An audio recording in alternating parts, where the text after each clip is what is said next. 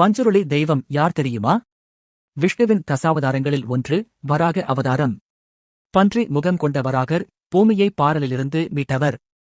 இவரைத்தான் நாம் வராக மூர்த்தி என்று அழைக்கிறோம். அவருடைய பெண் வடிவமே வாராகி அம்மன். ஆனால் பஞ்சுருளி தெய்வம் என்றால் யார் தெரியுமா? அவர் வேறு யாருமில்லை, அதே வராகரின் வடிவமே. பஞ்சுருளி தெய்வம் என்பது கர்நாடக மாநிலத்தின் தட்சிண கன்னட மாவட்டத்தில் உள்ள துளு நாட்டில் மக்களால் வணங்கப்படும் காவல் தெய்வம். அந்த தெய்வம் துளு மக்களின் விவசாயத்தையும் வனப்பகுதியையும் காக்கும் காவலனாக போற்றப்படுகிறார். காந்தாரா என்றால் அடர்ந்த வனப்பகுதி என்று பொருள். அந்த காலத்தில் காட்டுப் பகுதியில் வாழ்ந்த மக்களின் விளை நிலங்களை காட்டுப் பன்றிகள் கடுமையாக நாசம் செய்தன. மக்கள் தங்கள் நிலங்களை பாதுகாக்க வழி தேடினர். அவர்கள் ஒன்றிணைந்து காட்டுப் பன்றிகளையே தெய்வமாக நினைத்து தங்கள் நிலங்களை பாதுகாக்க வேண்டுமென வேண்டினர்.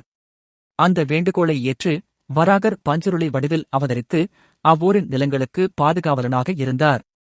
இதுவே காலப்போக்கில் காட்டுப் பன்றிகளே காவல் தெய்வங்களாக போற்றும் வழக்காக மாறி பஞ்சுருளி தெய்வத்தின் வழிபாடு தொடங்கியது. இன்றும் துளு நாட்டில் பஞ்சுருளி தெய்வத்துக்காக நடத்தப்படும் பூஜை போதக்கோலா என்று அழைக்கப்படுகிறது.